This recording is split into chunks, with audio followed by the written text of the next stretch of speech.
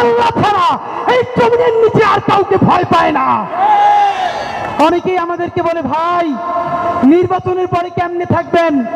আপনাদেরকে একটা কথা বলি, যাদেরকে আপনারা বড় মাস্তান মনে করেন, এই মাস্তানেরা যদি মাস্তানি হইতো, এই মাস্তানেরা মাস্তানি কইরা হাসিনারে পতন করতে পারতো।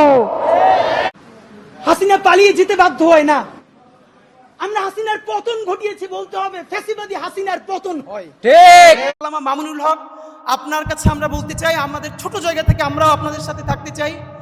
এর পরের প্রোগ্রাম আমরা দেখতে চাই গুলশানের ওয়েস্টিন অথবা কোনো 5 স্টার হোটেলে আপনারা শাপলার যত ডকুমেন্টেশন আছে, আপনারা অন্তত 51 জন শহীদের তালিকা দিয়েছেন, 51টা পরিবার, তাদের প্রত্যেকের ডকুমেন্টেশন ইংলিশে এবং আরবিতে করে যতগুলো এম্বাসি আছে প্রত্যেক রাষ্ট্রদূতকে দাওয়াত দিয়ে এরপরে 5 স্টার হোটেলে প্যারালালি ইংলিশে এবং আরবিতে ব্রিফ করতে হবে খুনি হাসিনা দিল্লির সহযোগিতায় কিভাবে বাংলাদেশে গণ চালিয়েছে। হাসিনার আইনে দেয় তাহলে চুমো দিয়ে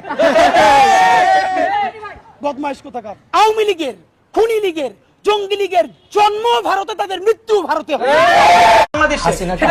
হাসিনাকে হাসিনা বলতে শিখিয়েছে বাংলাদেশ জাতীয়তাবাদী। ভাই এটা আপনি আপনার মতো করে বলেন, দেখেন কয়জন ভোট নেন এখন।